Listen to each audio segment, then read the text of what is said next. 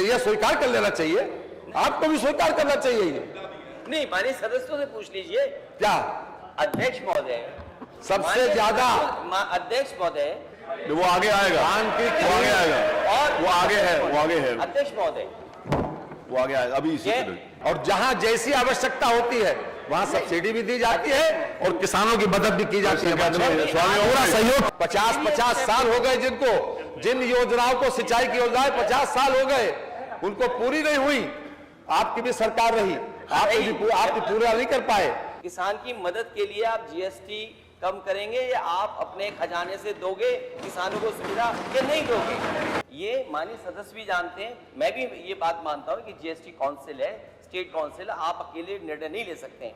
लेकिन माननीय मंत्री जी, जब आप ये कहते हैं कि रेवेन्यू सरप्लस बजट है आपका, अगर रेवेन्यू सरप्लस बजट आपका है तो ट्रॉली में आप बताइए क्यों वसूल रहे हैं 24,000 रुपए?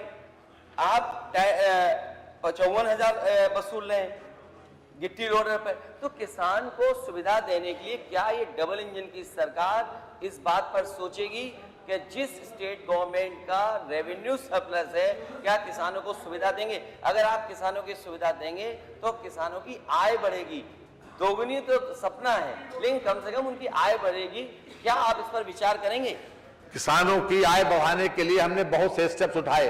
50 साल हो गए जिनको, जिन योजनाओं को, सिंचाई की योजनाएं 50 साल हो गए, उनको पूरी नहीं हुई। आपकी भी सरकार रही, आप भी पूरा नहीं कर पाए। और हमने जो सन 70, 75 और 77 तक की योजनाओं को इस सरकार ने पूरा, योगी सरकार ने पूरा किया। और जहां तक उसकी बात है, जहां तक सब्सिडी की बात है, आज नैनो यूरिया हमारी देन है।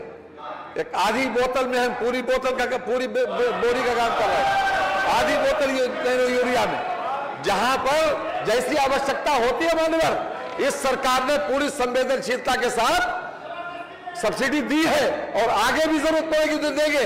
एमएसपी हमने जितने मिलेट्स आ रहे हैं, जितने कृषि उत्पादन है, उसमें सबसे ज्यादा एमएसपी बढ़ाने का काम हमारी सरकार ने किया, केंद्र सरकार ने किया, हमारी सरकार ने किया।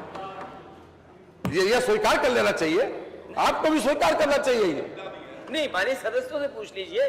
क्या अध्यक्ष महोदय, सबसे ज्यादा अध्यक्ष महोदय, माननीय सदस्यों से पूछ लीजिए, अगर ये बात सच है तो आज धान कितनी खरीद हो गई है? माननीय सदस्यों से पूछ लीजिए, यहाँ भी बैठे हैं। वो आगे आएगा, धान की वो आगे आएगा, और वो आगे है, वो आगे है, अध्यक्ष महोदय, वो आगे आएगा अभी इसी क्या गेहूं सरकार ने खरीदा या प्राइवेट कंपनियों को खरीदा? वो जीएसटी में आप बढ़ाइए मत। मैं आपसे केवल ये चाहता हूं, माननीय मंत्री जी, मैं आपसे ये निवेदन कर रहा हूं कि माननीय सदस्य ने ये पूछा है कि जीएसटी इतने 12% से लेकर के 18% आप इक्विपमेंट्स और जो फार्मर्स यूज करते हैं वो ले रहे हैं। क्या डबल इंजन की सरकार और रेवेन्यू सरप्लस सरकार और लगातार चलती हुई सरकारें, दिल्ली में 10 साल और यूपी की लगभग 7 साल, क्या ये किसान की मदद के लिए आप जीएसटी कम करेंगे या आप अपने खजाने से दोगे किसानों को सुविधा या नहीं दोगे?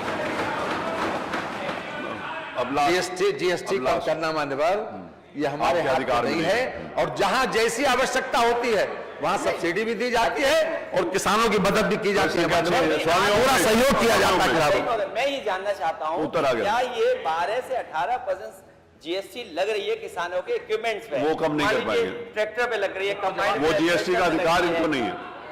अरे हैरो पे लग रही है, कल्टीवेटर पे लग रही है। अरे वो अधिकार नहीं है,